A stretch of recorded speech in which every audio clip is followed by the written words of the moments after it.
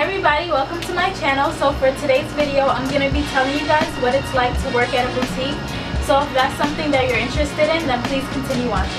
So I actually didn't take any notes today for this video, but maybe I should have.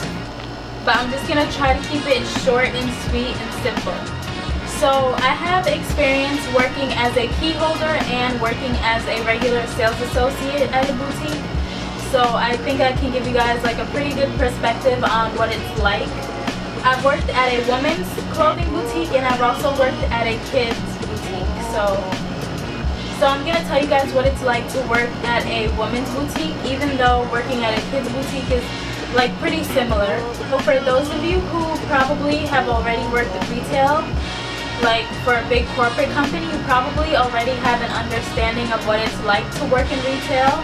And if you're going from that retail job to a boutique, then I'll definitely say that working at a boutique is something that you'll be able to handle pretty fine.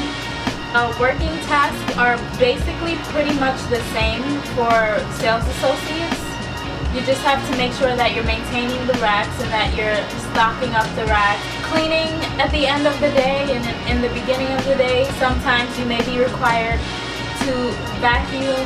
Working at a boutique is a little bit more laid back, especially depending on the location that you're working at. The boutique that I worked at was at a pretty good location, but it still had its slow times. It was actually still pretty slow compared to like a big retail store.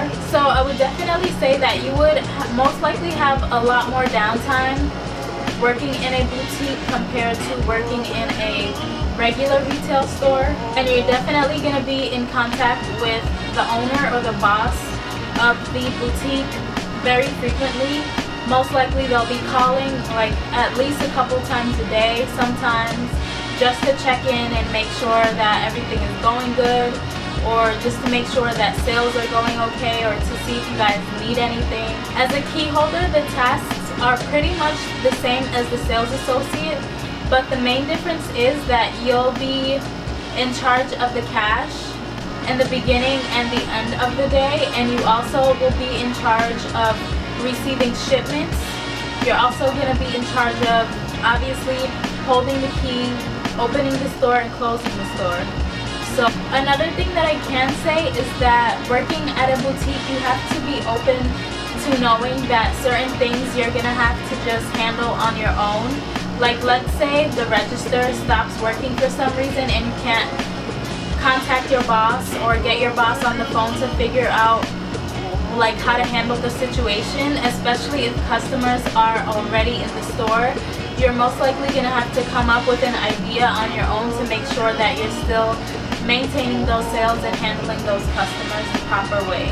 Also, as a key holder, most likely you're going to have a lot of shifts alone throughout the week. The boutiques that I've worked at anyways, you're gonna have to work in the store alone most of the week, and only on the busiest days will there be other sales associates working with you in the store.